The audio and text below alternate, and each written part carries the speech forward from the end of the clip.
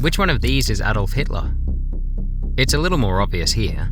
The one on the left is Hitler's chauffeur, who looks like a perfect decoy for the dictator, which is why he even took a bullet from an assassin in 1938 when he was in the backseat of a car driven by Hitler himself. Yeah, you heard that right.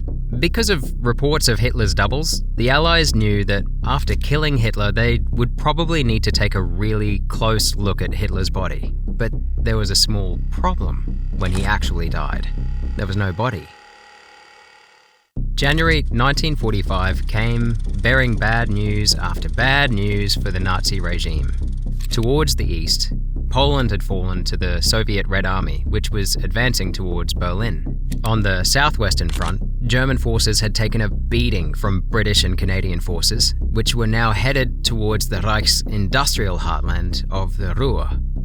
Down south, US and Commonwealth forces had launched the Spring Offensive to move across Italy's Po River and into the German Alps. Not only was the Reich surrounded by advancing militaries of the Allied nations, but it was also one battle away from total military collapse. And for context, the Soviet army of 1 million soldiers was also roughly 50 miles away from the German capital, which was defended by 100,000 Nazi soldiers.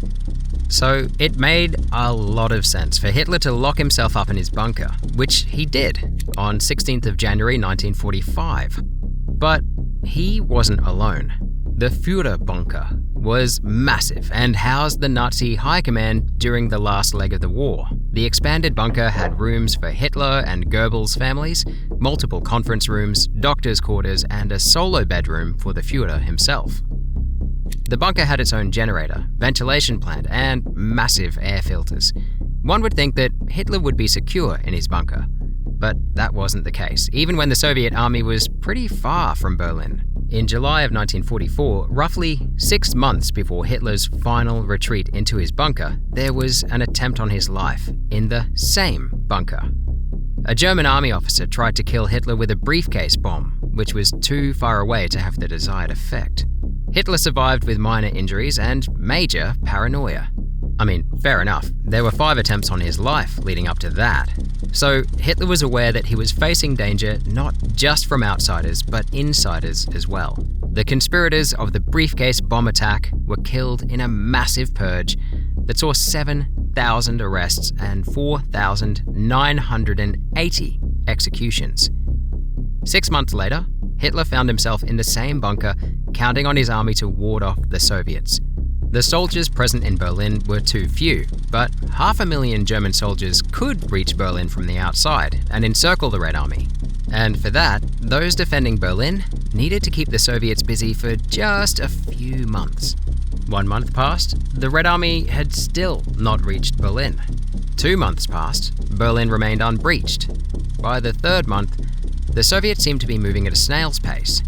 But just as Hitler was getting his hopes up, he learned that the US Army had encircled and captured around 325,000 German soldiers in the Ruhr pocket. So the plan B that the Führer was relying on to rescue Berlin had surrendered and given the US a clear route to Berlin.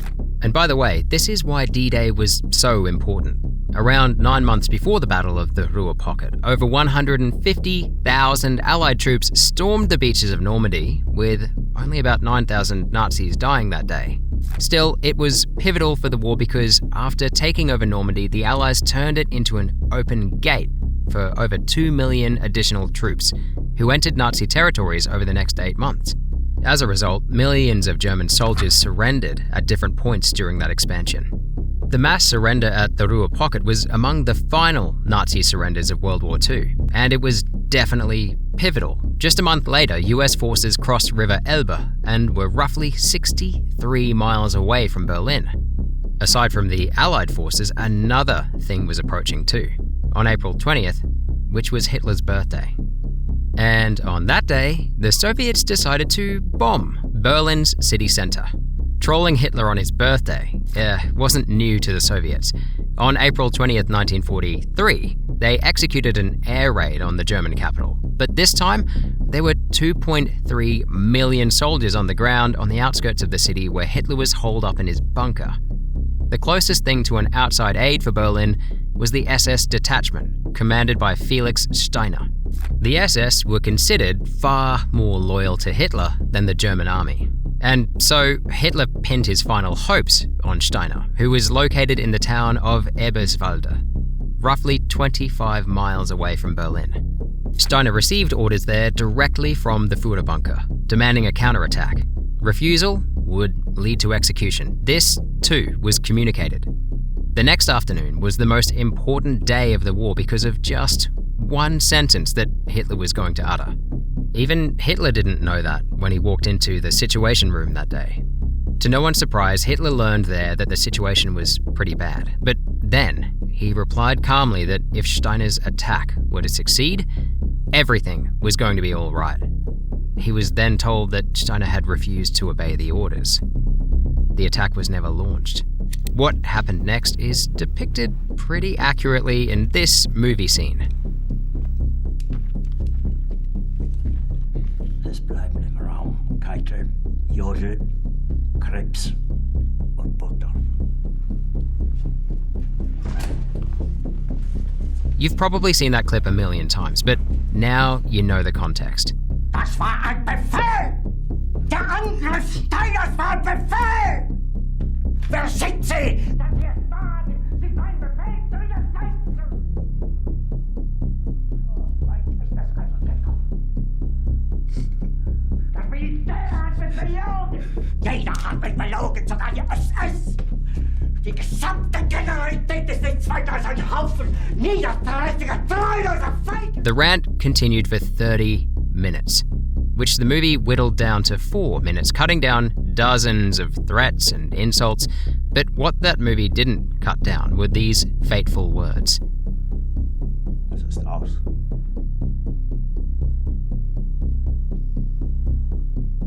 Der Krieg ist verloren. And with that, Hitler admitted for the first time that the war was lost. He went on to tell his generals that he'd rather shoot himself in the head than leave Berlin. Now, this could have been attributed to a moment of passion, but later that day, Hitler asked the SS physician Werner Haase what was the most guaranteed way to end one's life. Perhaps Hitler was looking for someone to dissuade him, but he'd surrounded himself with yes men. So instead of talking him out of the idea, Haase suggested that he combine a dose of cyanide with a gunshot to the head. The news of Hitler's admission of defeat and intention of suicide reached the Luftwaffe chief, Hermann Göring, who was next in line according to Hitler's own decree. Göring couldn't believe what he was hearing. Had the Führer been compromised? Was he being held hostage by the generals? Göring had no idea, but if he tried to step in and take command, it could be viewed as treason. And if he did nothing, and someone else took over, Göring would be the first to be eliminated because of the threat he'd pose as the official successor. So Göring tried to solve the problem with a telegram. The famous Göring telegram asked Hitler for permission to take over the leadership of the Reich. Göring assured Hitler that he would simply act as his deputy. In the telegram, about halfway through, Göring tucks this little nugget of instruction in. Falls bis 2200 Uhr keine Antwort erfolgt, nehme ich an, dass Sie Ihre Handlungsfreiheit beraubt sind. It was here that he was saying, basically, that if Hitler didn't reply by 10 o'clock that night, he'd assumed that the Führer had lost his freedom of action. In other words, if Hitler didn't respond, Göring would take over. Hitler's secretary, Martin Bormann, intercepted the telegram and came to the dictator with not just the message, but also his interpretation. Bormann convinced Hitler that the telegram was an attempt to overthrow the dictator. It wasn't a request for permission, argued Bormann, as much as it was a demand to resign or be overthrown. Hitler did not respond by 10 o'clock that night, but he learned of multiple telegrams Göring had been sending various officers. In one telegram, Göring directed the Reichsminister of Foreign Affairs to report directly to him if Hitler failed to respond. 2 days later, Hitler did respond, accusing Göring of high treason. He was given two options: to be executed or to resign for health reasons. Göring resigned from all his posts and was placed under house arrest. So even when Hitler was losing his grip on reality, his grip on the Nazi forces was pretty strong, as was his resolve to stay in Berlin until the very end. Surrender was not an option for Hitler, and when he learned later that his right-hand man, Himmler, was negotiating a surrender, he ordered his arrest. He also had Himmler's representative in the bunker executed for desertion. 1 week had already passed at this point since Hitler's fateful rant in the Situation Room, yet he had not tried to follow through on his suicide threat. But learning of Himmler's betrayal seemed to be the last straw, because just a few hours after that, Hitler married Eva Braun in a small civil ceremony in the bunker's war room. The newlyweds celebrated with a modest breakfast, after which Hitler took his secretary, Traudl Junge, to a different room and dictated his last will and testament.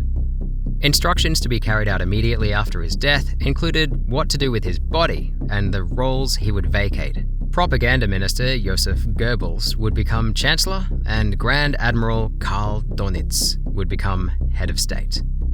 The documents were signed at 4 a.m., after which Hitler went to bed. By then, the Red Army was already a kilometre away from the bunker. By 30th of April, Hitler learned from Field Marshal Wilhelm Keitel that all Nazi forces that could have rescued Berlin had been encircled or outnumbered and put on the defensive. An hour and a half later, Hitler appeared in the corridor where around 20 people had gathered to give their farewells. He went down the line, shaking hands and speaking to each person before retiring to his quarters. A few hours later, Hitler had a meeting with Helmut Weidling, the general commanding the last line of Berlin's defense. Weidling told Hitler that the Nazis would run out of ammunition in the next 24 hours. Weidling asked Hitler for permission to break out, but Hitler remained silent. Outside, the Soviets were less than 1,600 feet away from the bunker. At 1 p.m., Hitler gave Weidling permission to try to break out that night. Then Hitler had a group lunch with his 2 secretaries and his personal cook before saying goodbye to everyone, including Bormann, Goebbels, and military loyalists. Braun also joined Hitler in the final goodbyes. Then, at roughly 2:30 p.m., Adolf and Eva Hitler walked into his personal study while SS unit leader Otto Günther stood guard outside. This was the last time Hitler was seen alive. The Soviets had still not breached the Führerbunker when they learned from a Nazi general that Hitler had died. General Hans Krebs was negotiating a ceasefire when he informed the Soviets what had apparently happened. Joseph Stalin found out about Hitler's suicide roughly 13 hours after it happened, and he was skeptical. This could very well be a Nazi ploy, but then a German radio station interrupted its normal program to announce that Hitler had died. The same transmission also introduced Dönitz as Hitler's successor, while asking the German public to mourn their Führer, who died while defending the capital. Dönitz then authorized a fighting withdrawal to the west. This wouldn't have happened with Hitler in command. Still, Stalin remained skeptical of the reports. He wanted to get a confirmation. On 2nd of May, the Soviets finally got into the Führerbunker, where Hitler had apparently killed himself 2 days ago. But instead of finding their bodies, what they found were the bodies of Krebs and Burgdorf. Both had shot themselves to avoid getting captured. The story was that Hitler had done the same thing, but the Soviets could not find his body. And they knew better than to go back to Stalin with that news. So they turned the bunker upside down. Finding and looting valuables, including a 16th century painting, the Soviets made their way through the bunker. When they walked into Hitler's personal study, they found a blood-stained couch, but still no body. A lot of papers and personal objects seemed to have been burned in a rush. Some were left behind. There were cans upon cans of gasoline, all empty. No valuable files were recovered. 4 days after breaking into Hitler's bunker, the Soviets found human remains buried in the garden above. The remains were barely recognizable and were buried back immediately. If the Soviets were going to get any actionable intelligence, it was going to be from those they captured. The next day, a series of interrogations revealed what had happened on 30th of April after Hitler entered his personal study with his wife. After a while, the Führer's valet, Heinz Linger, entered the waiting area of Hitler's quarters where he could smell gunpowder. Instinctively rushing towards the door, he found it locked. Linger went out to the corridor and asked Bormann to help him with the door. The two entered Hitler's study and found Hitler and Braun on the sofa. Neither of them were alive. I was the last who said goodbye to him and the first to see the body.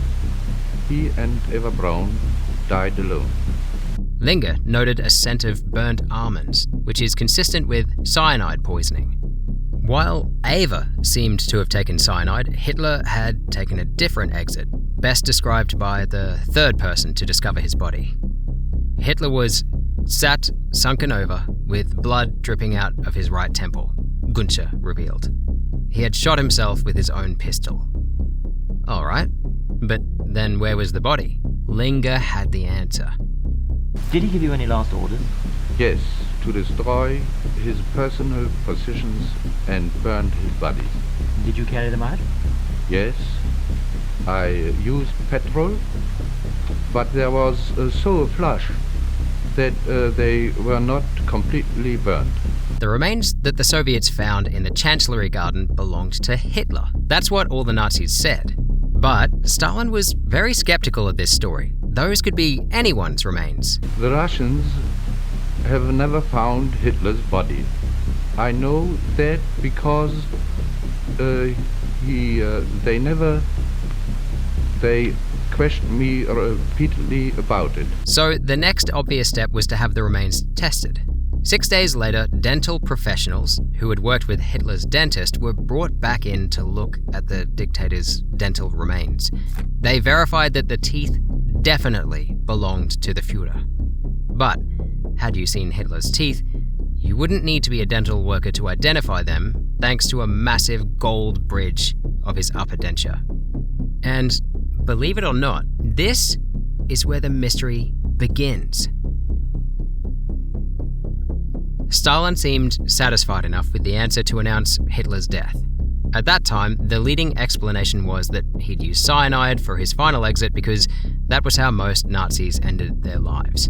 So on the 5th of June, the Soviets announced that they had examined Hitler's body and concluded that he had died of cyanide poisoning. But the problem was there was no body. All they had found were teeth, dentures, and the remains of a human jaw. And sooner or later, the rest of the Allies would want to take a look at this body that the Russians claimed to have found. So, literally 4 days later, the Soviets held a press conference where they said they had not identified the body. When asked about Hitler, they said that he had likely escaped. That was a safe answer because if the teeth belonged to a double or were staged, the Führer resurfacing wouldn't embarrass the Soviets. But then things got even weirder the next month. In July that year, when Stalin himself was asked about Hitler, he said that the dictator was actually alive and in Spain or Argentina, quote unquote. Now, it didn't look like the Russians were trying to wiggle out of having to show a body, but they were actively shaping a narrative. Keeping Hitler alive in the public imagination would mean that the Soviets could justify their next invasion. In many ways, this was the beginning of the Cold War. Around 5 months after Hitler's death and taking the spotlight off the Führer's bunker, the Soviets finally allowed the other Allied powers to get a limited and supervised peek. Britain, France, and the US sent 2 representatives each to observe as Germans dug up the soil of the Chancellery Garden until they reached the roof of the underground bunker. They also dug up the bomb crater where Hitler's burned dental remains had been buried. Among what they found were 2 hats that belonged to Hitler and an undergarment with Eva Braun's initials. No bones were found. The dental remains were already taken out and placed in a box, but that was the end of the Allies' cooperation in this area. The Soviets paused further excavation, accusing the representatives of taking documents from the compound. So basically the other Allies were kicked out and Stalin was like, I don't need to show you document-stealing Westerners anything, which makes it even crazier that Stalin formed a second commission to investigate Hitler's death.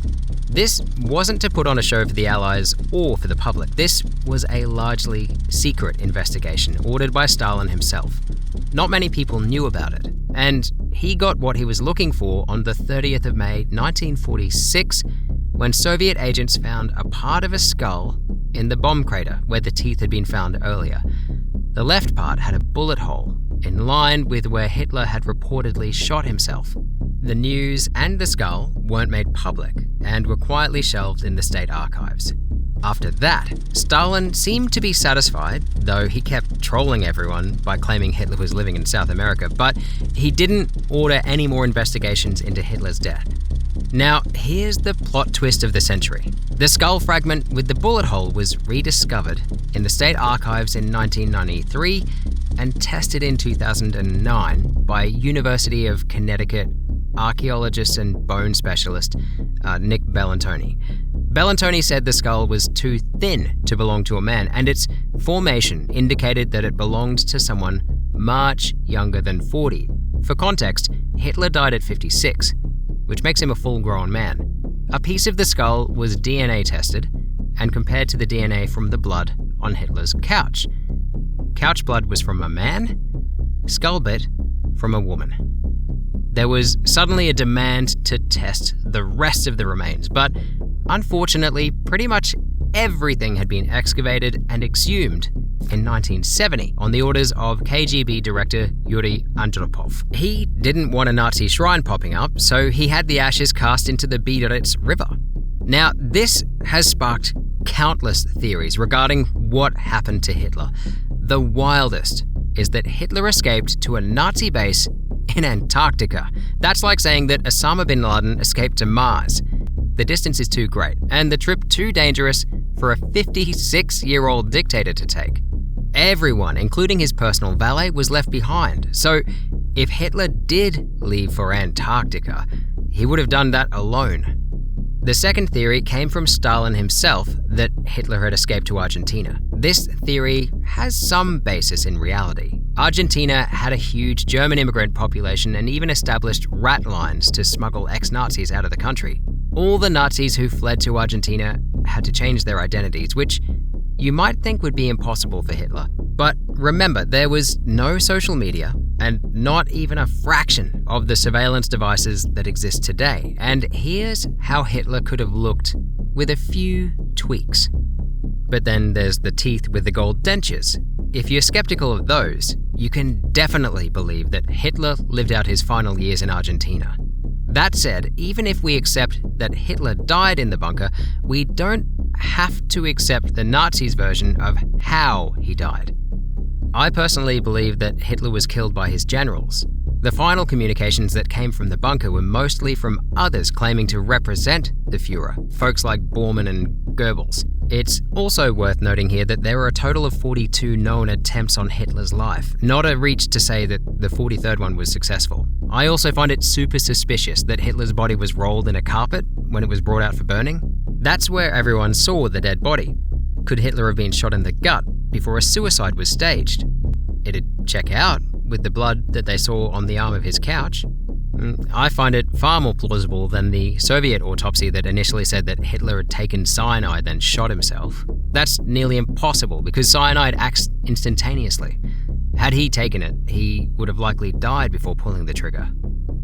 Now, I would have loved to see people investigate this angle, but unfortunately no one seemed to think that the dictator who refused to surrender was killed by generals who wanted to surrender. Over 2.8 million German soldiers had surrendered between D-Day and Hitler's death. Sure, a bunch kept fighting for another 8 days, but most Nazis wanted to give up.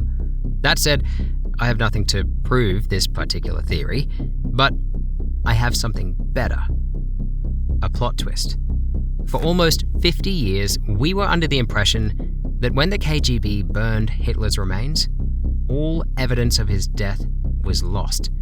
But in 2017, his dental remains were discovered in the Soviet archives. And when they were tested by forensic pathologist Philippe Charlier, they were found to be in perfect agreement, quote unquote, with the 1944 X-rays of Hitler. Using electron microscopy, Charlier examined the tartar, or Americans say tartar or something, on the teeth, which contained only plant fibers. This checks out because Hitler was a vegetarian. So we've gone from half a dozen theories to 2 possibilities. Either Hitler died in the bunker and was burned according to his wishes, or his body double had the same denture as him and was also vegetarian like him. And for good measure, he also used to get X-rays that'd be placed in Hitler's files. But I do understand the skepticism. As long as there is no body found, we can't really know for sure if Hitler died by bullet or by old age. What do you think?